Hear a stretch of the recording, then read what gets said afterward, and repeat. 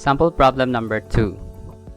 A gas engine working on the Otto cycle has a cylinder bore of 200 mm. So when we say bore, this is the diameter of the piston and a stroke length of 200 mm. So when we say stroke, this is the length. So that is 250 mm. The clearance volume, so this is our VC, is 1570 cm3. The pressure and temperature at the beginning of compression, so this is P1 since beginning, and then 27 degrees Celsius, this is T1. The maximum temperature of the cycle, so when we say Otto cycle, the maximum temperature is your T3. This is also our part where we can get the maximum pressure. So T3 is 1,4. Determine the pressure and temperature at salient points. So when you say salient points, those are point 1, point 2, point 3, and point 4. So we have to determine all the pressure and temperature at all those points. The air standard efficiency, so this is our thermal efficiency. The work done, so this is our work net. The mean effective pressure MEP. Also calculate the ideal power, so power in terms of watt developed by the engine if the number of working cycles per minute is 500. So cycles per minute is 500. So first we determine the air standard efficiency. So from our equation, air standard efficiency can be written as this one. So for air, K is 1.4. So just like what we did in problem number 1, our R can be expressed as a ratio of Vs plus Vc to Vc, where Vs is the displacement volume. So when we say displacement volume, this is also the swept volume. So this particular volume here, this is our, so from this point to this point, this is our swept volume or the displacement volume. This part here to here, this is our clearance volume. So if we have Vs and Vc, we can get the total volume because the sum of Vs plus Vc is the total volume. So for R is the total, the ratio of total to Vc. So we need to have Vs first, or the displacement volume.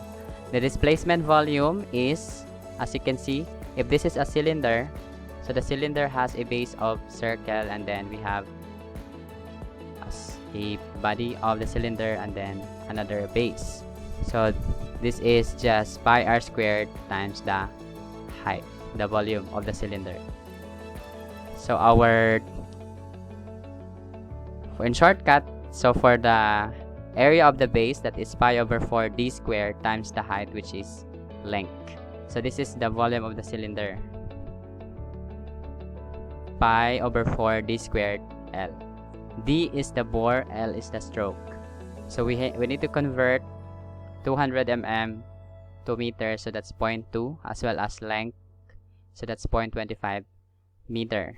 So our Vs is 2500 pi cm3.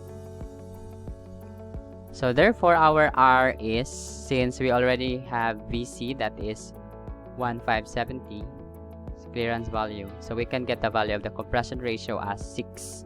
Substituting to our equation for thermal efficiency in terms of compression ratio, we can get 0.5116. In terms of percentage, that's 51.16%. So our thermal efficiency is 51.16%. So we need to find now the salient, the temperature and pressure at the salient points. So for T1, that is already given. So that's 27 degrees Celsius. All we have to do is to convert it to Kelvin. So we add 273.15. For T2, the relationship between T2 and T1 from our equations is T1 R to the power of K minus 1. T1 is 300.15. So we just substitute as well the value of R. So that's why we solve for R first. That's 6 So that's why we have this value. And then for T3, so T3 is also given. That's the maximum temperature. So 14 plus 273.15. So we have T3. And for T4, we use this relationship between T3 and T4 in terms of R. So we see in this one the usefulness of R.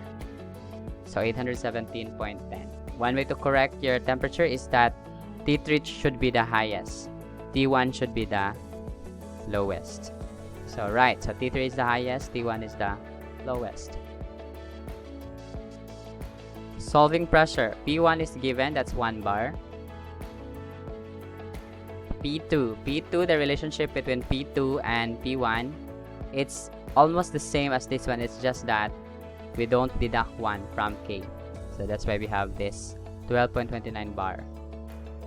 P3, because this is a constant volume process, so we can get in terms of the combined gas law. So that's why we have P2, T3 over T2. So P3, so we have T3 over T2 from this one, so we can get P3. And finally for P4, it's almost the same as this one. So that's why we have P4, 2.73 bar. So those are the pressures and temperatures at salient points. The next one is to find the value of the work done. The work done or the net work. So the net work done is equals to Q in minus Q out, or MCV T3 minus T2 minus MCV T4 minus T1. So from here, we don't have the value of mass, so we need to find the value of mass first. Mass can be derived using our ideal gas law, which is P1 V1 over MRT1, or we know that as PV is equals to MRT. So rearranging that ideal gas law, so we have P1 V1 over RT1. We use 0.1 because pressure 1 is given, T1 is given, and we can also get V1 or the V total. So for P1, we just convert 1 bar to kPa. So 1 bar is 100 kPa. So take note that in order to use this equation, our pressure should be in kPa. We don't use bar. So that's why 100 kPa, our P1. For V1, we know that V1 is equals to V total, which is the sum of the swept and the clearance volume. So we have swept and clearance volume from previous computation. That's why we can get V1. All we have to do is to convert V1 to meter cube. So from cm cube, it became meter cube. That's why we have 10 to negative 3 here. For T1, we already have that 300.15 Kelvin.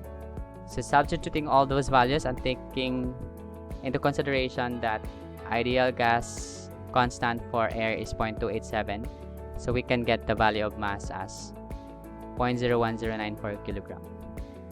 So the net work, substituting all the values to our network equation, is, so also for CV, for air is 0.718. So make sure that you are familiarized with that part. So we have 4.26 kilojoules.